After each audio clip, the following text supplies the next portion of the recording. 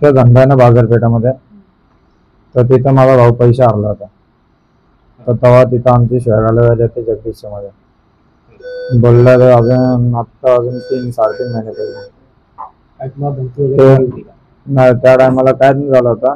आमचा मिटला होता. माझ्या मोठ्या भावाने जगदीशशी बोलणं केला होता. त्या मोठ्या भावाने बोलणं केल्यानंतर ते विषय सगळा संपला होता. मोठा भाऊ बोलतो संपून टाका, तर संपून टाकले. त्यानंतर काय वाद नव्हता. पण त्याचे पोरं आता जेलमधून ताजे सुटले. तेव्हा मला जगदीशने फोन करून बोलला का आत्ता तू बघ तुला गोळ्या टाकतो का नाही, कुठे जिथे भेटणार तिथं गोळ्या टाकतो, नदीच्या या साईडला येऊन दाखव नदीच्या. तर पण मी तरी बी त्या दिवशी मी मच्छीला गेलो होतो. मच्छीला गेलो तर रात्री माझी दुकान झाली त्यांना, एकदा नाही दोनदा झाली. वाटतं ना ओपनही त्यांना सपोर्ट करतात. वामन साहेब ओपनही सपोर्ट करतात. वामन साहेब साहेबा लोकांशी बोलतात, पोलीसवाल्यांशी बोलतात, काय यांचं नाव काढा पैसे देतो.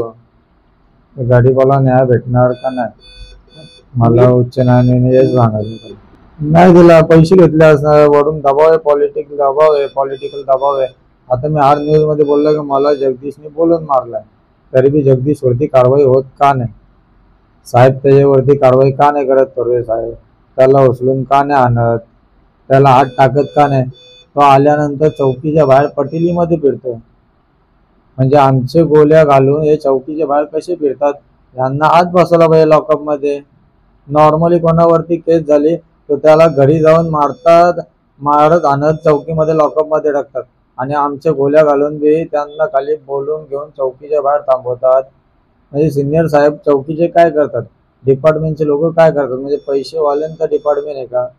आमचा गरीब लोकांचा डिपार्टमेंट नाही का? तर आम्हाला सांगा, गरीब लोकांचा तुमचा डिपार्टमेंट नाही, खाली पैसेवाल्यांचा डिपार्टमेंट आहे.